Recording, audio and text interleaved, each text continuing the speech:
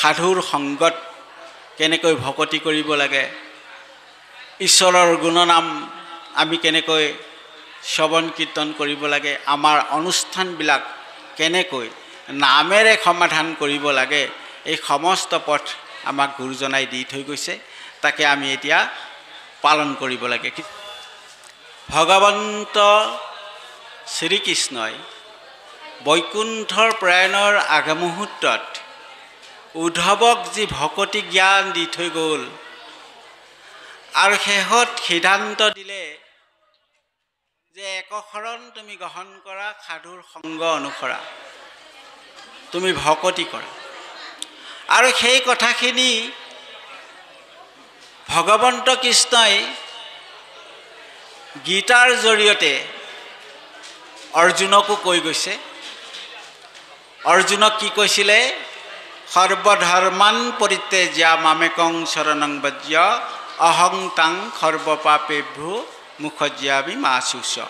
অৰ্থাৎ তুমি সকলো ধৰ্ম পৰিত্যাগ কৰি একমাত্ৰ মোতেই শৰণ লোৱা, মই তোমাক সকলো পাপৰ পৰা উদ্ধাৰ কৰিম। অৰ্জুনক ভগৱন্তই কোৱাৰ কথাখিনি আচলতে আমাক সমস্তক কোৱা কথা।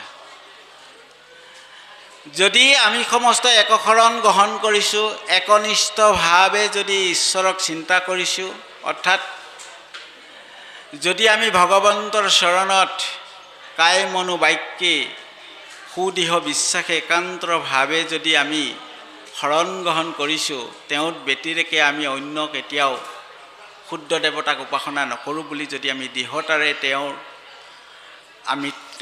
নাম শ্ৰৱণ কীৰ্তন কৰিছোঁ, তেওঁক যদি আমি চিন্তন কৰি আহিছোঁ, তেতিয়াহ'লে তেওঁ আমাক সকলো বিপদ আপদৰ পৰাই ৰক্ষা কৰিব। তে ঈশ্বৰে সেইকাৰণে এটা প্ৰমাণ দিছে প্ৰহ্লাদৰ ক্ষেত্ৰত, ৰাখে হৰি মাৰে কোনে, মাৰে হৰি ৰাখে কোনে। যদি ঈশ্বৰে ৰাখে তেতিয়াহ'লে কোনেও মাৰিব নোৱাৰে। একেবাৰে সত্য কথা, যিটো কথা উদ্ধৱক ভগৱন্ত প্ৰভুৱে কৈ গৈছিল, তাৰ প্ৰমাণ দিবলৈ গৈ উপদেশতো কৈছে, গীতাতো এই কথাখিনি অৰ্জুনক ভগৱন্ত প্ৰভুৱে কৈছিলে। হে ৰাম ইহা কন জানিয়ান কৰে অল্পমতি, কদাচিতো নুশুনিবা শিখব সন্মতি, পাতকিৰো কৰ্মই আছে শুনি মৰি ঘিনে, কলি যুগে গতি নাহি হৰি নাম বিনে, কৃষ্ণৰ নামে সে কৰে পতিত গতি, নামৰ মহিমায়াবে শুনিও সম্প্ৰতি। ভগৱন্ত কৃষ্ণই দিয়া যি সিদ্ধান্ত যে একশৰণ গ্ৰহণ কৰিব লাগে, ঈশ্বৰৰ গুণনাম আমি শ্ৰৱণ কীৰ্তন কৰিব লাগে, ঈশ্বৰৰ নাম কীৰ্তন কৰিব লাগে, আমাৰ জীৱনত আমি সমস্ত কাৰ্য নাম লৈ সাধন কৰিব লাগে, এয়া হ'ল ঈশ্বৰে দিয়া সিদ্ধান্ত। আৰু সেই সিদ্ধান্তক যি সমস্ত অল্পমতি, যি সমস্তই ঈশ্বৰক নাজানে, সেই অল্পমতিবিলাকেহে অন্যৰ পথ দেখুৱাব।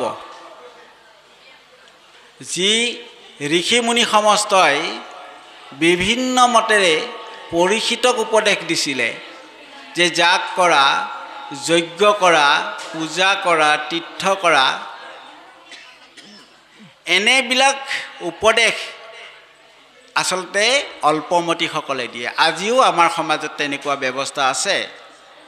সদায় ঈশ্বৰৰ নাম লৈ আছোঁ আমি, কিন্তু কেতিয়াবা যেতিয়া ঘৰখনত কিবা এটা বিপদৰ সন্মুখীন হয় তেতিয়া কিন্তু কোনো এজনৰ ওচৰত গৈ কিবা চোৱা চিন্তা কৰি তেওঁ দিয়া বিধানমতেহে আকৌ কাৰ্য কৰিবলৈকে আগবাঢ়ে। সেইটো নকৰিবৰ কাৰণে আচলতে আজি শাস্ত্ৰভাগে উপদেশ দিছে। যি সমস্তই তেনেবিলাক কৰে, তেনেকুৱা উপদেশ দিয়ে, ঈশ্বৰ কৃষ্ণৰ ব্যতিৰেকে অন্য দেৱতাৰ উপাসনা কৰাৰ যি উপদেশ দিয়ে, যাগ যজ্ঞ পূজা আদি কৰাৰ যি উপদেশ দিয়ে, সেইবিলাক আচলতে অল্পমতি। গতিকে সেইবিলাকৰ কথা শুনিবলৈ দিয়া নাই শাস্ত্ৰই। হে ৰাম যিটো জনে যায় মাধৱৰ নাম ধৰি, পাছে পাছে ফুৰে দেৱ দেৱী তুতি কৰি, মূৰ্তি মন্ত্ৰ হুয়া পাঞ্চ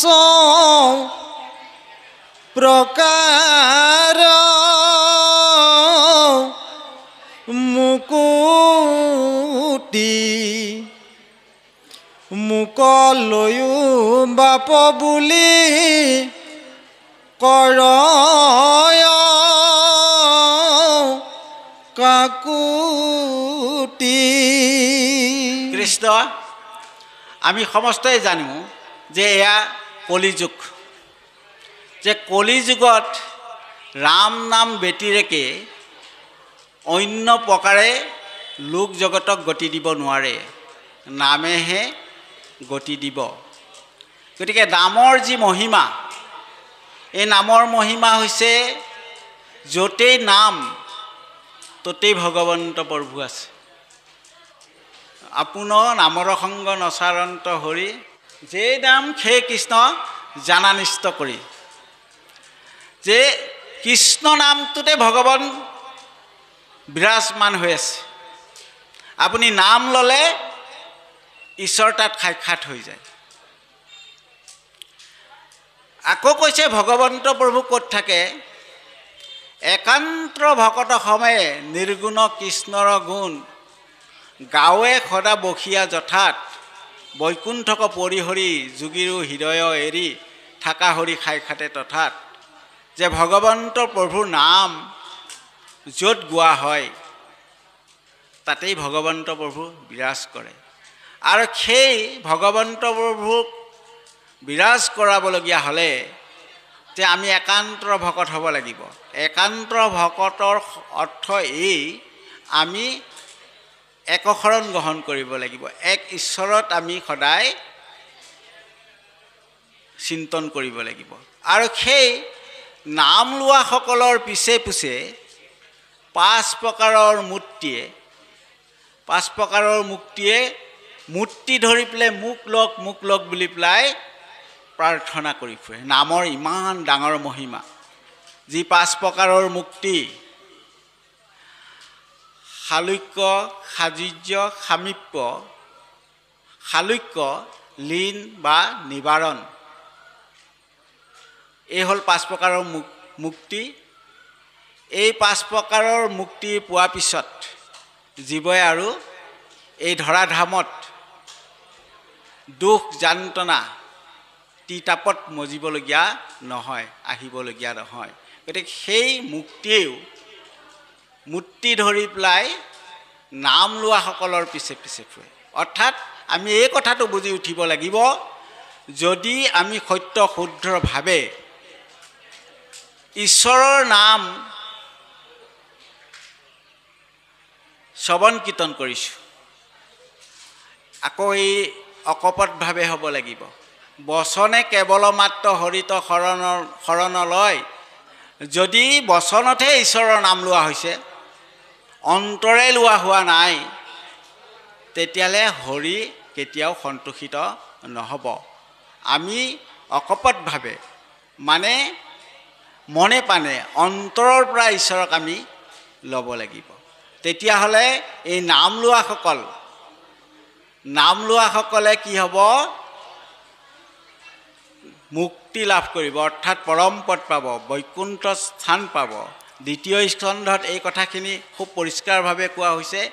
ভগৱন্ত প্ৰভুৱে যেতিয়া এই বিশ্বখন নিৰ্মাণ কৰে, ইয়াৰ 14 ভুৱনৰ নিৰ্মাণ কৰা হৈছে, 7খন স্বৰ্গ 7 পাতাল, তাৰোপৰি এখন বৈকুণ্ঠ নিৰ্মাণ কৰিছে, যি বৈকুণ্ঠত ভকতৰ স্থান আছে।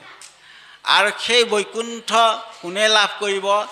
যি সমস্তই নাম ল'ব, সেইসকলেহে বৈকুণ্ঠ স্থান পাব।